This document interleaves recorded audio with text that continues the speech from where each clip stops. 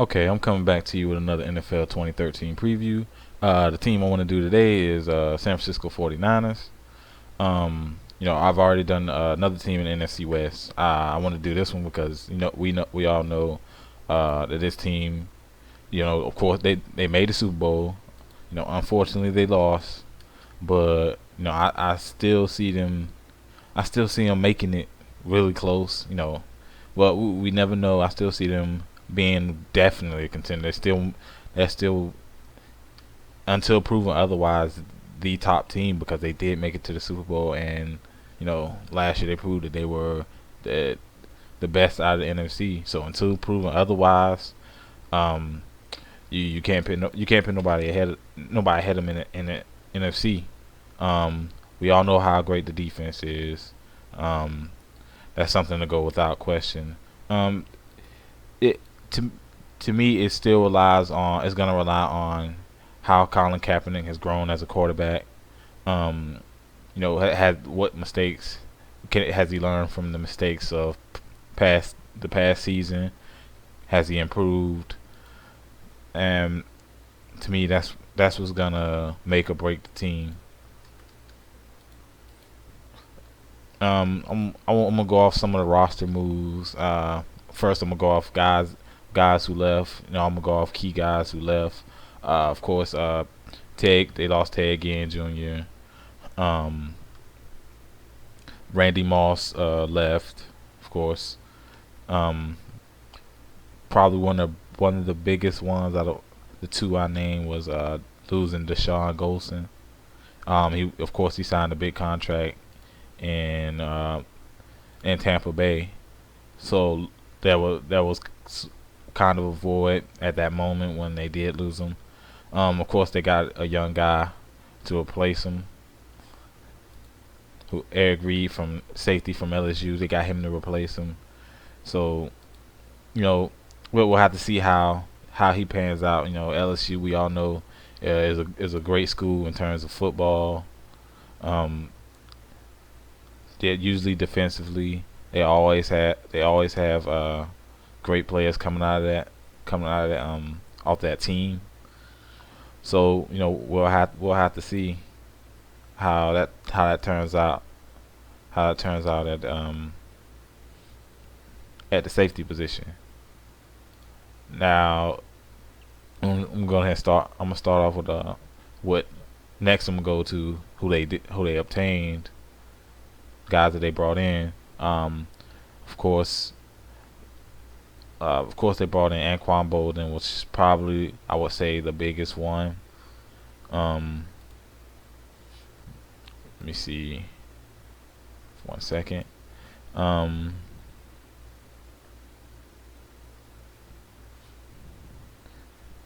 okay, yeah, that one I would say Anquan Bolden, Namdi Asomugha, who struggled as an Eagle. I think people expected a little bit too much out of him, and for good reason, because he was really good in Oakland. So people expected a lot out of him. You really didn't, you really didn't see that much out of him, but he doesn't have as much pressure on him being in San Francisco. So I expect him. You're gonna see him more than likely either um, three or four wideouts, in the dime packages. So you won't see him starting over guys like Carlos Rogers, or you won't see him starting over guys like Carlos Rogers or Terrell Brown. Those guys are going to be the starters for the defense. So I think they did quite well in terms of guys. They got a uh, very underrated receiver in Anquan Bolden who didn't get enough credit for what his contributions to the Super Bowl Ravens. Um, and of course, Nandi Osmo I think still has some left. Not like I said, he's not expected. He doesn't have a lot of pressure on him, so he can just go out there and play. Kind of prove some of his doubters wrong. I want to start with the offense. Give a couple players from that. Of course, the offensive line stayed intact for quite some time. Well, they stayed intact over the all season. Um, Ipati was one of their better linemen. They were good. They were good. One of the best in run blocking. Very much improved over prior years in pass blocking. That's one thing they always struggle with, but they did a good job of protecting Colin Kaepernick. Um, also giving guys like Frank Gore, LaMichael James, good running lanes. Um, Wide receiver, you have, you know, you got Michael Crabtree, Mario Manningham, Anquan Bolden, Kyle Williams. They're pretty good at the wide receiver position. You can't say great, but they're really good. They have some really good talent. Some guys who could definitely get open. Um, Tight end, we know we got Vernon Davis, a superstar. Fast guy. Can get open. Quarterback. At quarterback, yeah, of course, Colin Kaepernick. I talked about him earlier. It's gonna be very important for him to improve from last year, and so we'll have to, like I said, we'll have to see. This is all speculation. How I think the teams will do. Of course, I named Frank Gore, LaMichael James, Kendall Hunter. They also got, in my opinion, a steal with Marcus Lattimore from South Carolina. Yeah. The guy was off. He was injured. He went through two knee injuries. Teams are very worried about can he stay healthy? Will his knees hold up? I think because more than likely he's gonna be probably the third running back because Michael James used more in third down situations because he's a good pass catcher. So as Frank Gore, Frank Gore is a guy who's getting older, and many teams are beginning to run running back, not just one dominant running back. That's some teams you can name, such as Minnesota. They run more of a running back by committee. So you got Frank Gore, you got Kendall Hunter, you got LaMichael James, and you got Lattimore, who they haven't signed yet, but I think they will. We'll have to see how training camp and everything goes, and also how preseason goes. So, the offense, it's all going to be predicated on how Colin Kaepernick plays. And most of at receiver they've improved. They still got Vernon Davis. At running back they have improved. So I expect the offense to still be, really good. Run first type offense. Who's gonna run it 30 plus times, and then play off the run. The pass is gonna play off the run. You got guys who can get open. You got guys who can make plays on the outside. Next we move to defense. Defense was the forte of this team. It was a thing that everyone always talked about.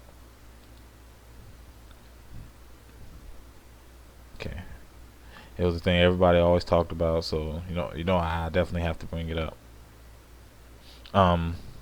Oh, I'm sorry, I did forget. They did trade Alex Smith away. So once Colin Kaepernick got that starting job, and you can pretty much say it was over. You knew he was gonna get traded. I mean, he already didn't like the fact that he was benched. So that was a big deal. But I think Colin Kaepernick has slightly more potential than Alex Smith. It took Alex Smith quite some time. Then again, the pass blocking in prior years, like I said, was really bad. But as it currently stands, people are gonna be like, well, Colin Kaepernick helped us get to the Super Bowl. So that's pretty much. Alex Smith was already had a foot out the door at that point once Colin Kaepernick got into the Super Bowl. So it's unfortunate to see him go, but it happens, man. All right, I'm on to the defense. Yeah, Rock. Yeah, apologize. Yeah, Ray McDonald. At left defensive end. Ian Williams at nose tackle, and Justin Smith at right defensive end. One of the best defensive players, and definitely is who often doesn't get really talked about. Usually, the guys that are talked about are Patrick Willis and Bowman. Sometimes Alden Smith. But Justin Smith, he he really helps those guys out. Because when he's healthy, it takes more than one blocker. Is very strong. Sheds blocks. He pushes linemen into the he gets good penetration. Good against the run. Underrated pass rusher.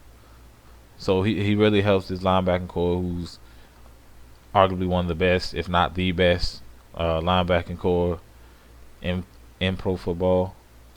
Um, you have Ahmad Brooks, who gets overshadowed by Natara Bowman and Patrick Willis, are who are considered the two best linebackers in the league. Of course, you have Alden Smith, who's a great pass rusher. Is guys who gonna get after the quarterback.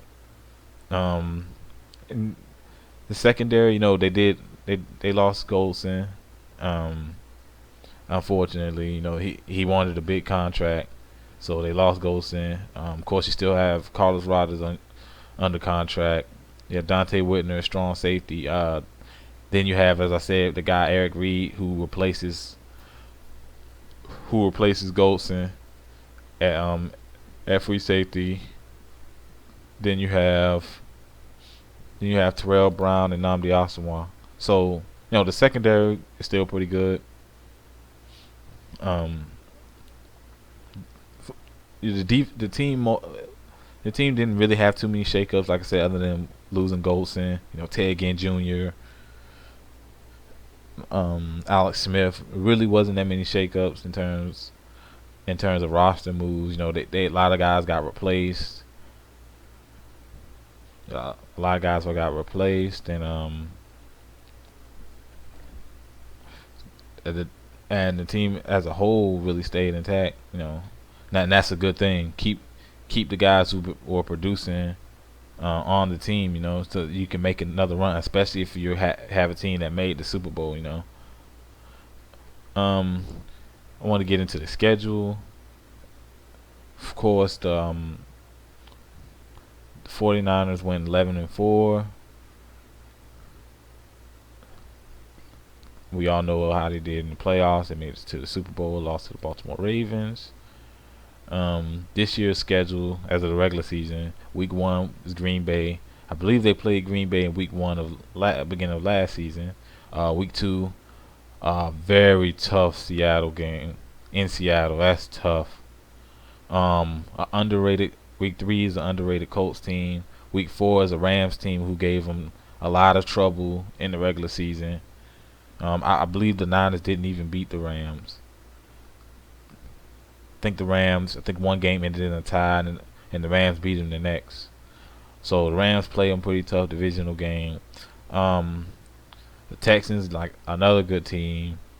The Cardinals, a division team, but they just don't have the talent or coaching to even compete against the Niners. The Titans, another team that doesn't have enough talent. Jacksonville Jaguars are still in rebuild mode. They don't know who they're gonna have at running back, so that's a team that's gonna struggle against them in Week 8. Week 9 is a bye. Week 10 is my Panthers. It's gonna be a tough game for the Panthers to win. No, barring any type of injuries or anything to the Niners, I don't see the Panthers really winning this game. The Panthers gonna make it a tough game, because the Panthers are underrated. As much as I trash them, that's just because I expect the team to, if they want fans to watch the games or buy tickets to the game and put put a roster out there that's gonna make me watch or come to the games. But I think the roster is underrated. It's just the owner isn't. I don't like the owner for the Panthers, or I don't like the coach. You know, but I think this is gonna be an underrated game. You know, we'll have to wait and see. New Orleans Saints.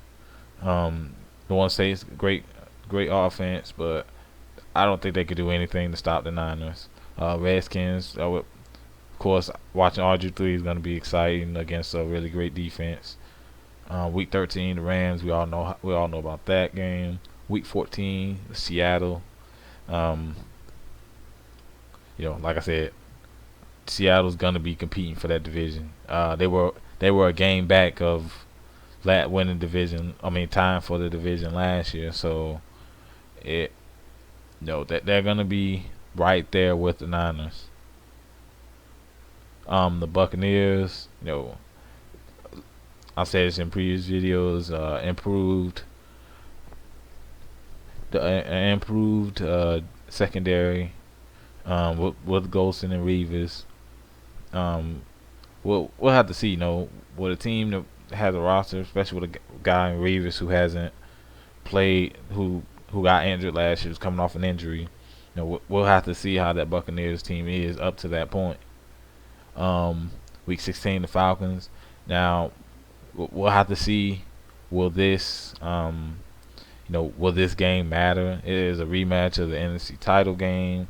Very very good game. The game came down to the last couple of plays. The Falcons turned it over on downs, and the Niners got away with that win. In Week 17, like I said, by this point, will they still be playing their starters or will be in rest mode for the playoffs? Like I said, the Cardinals don't have enough talent to beat the 49ers. But if I left anything out, you're always free to comment down below if I missed anything. Like I said, I know I'm going kind of slow, but I've been pretty busy with work and different things like that. If you want, just leave the team that you wanted me to do down below. Let me know what you think about this preview. Do you think the Niners will duplicate that success from last season?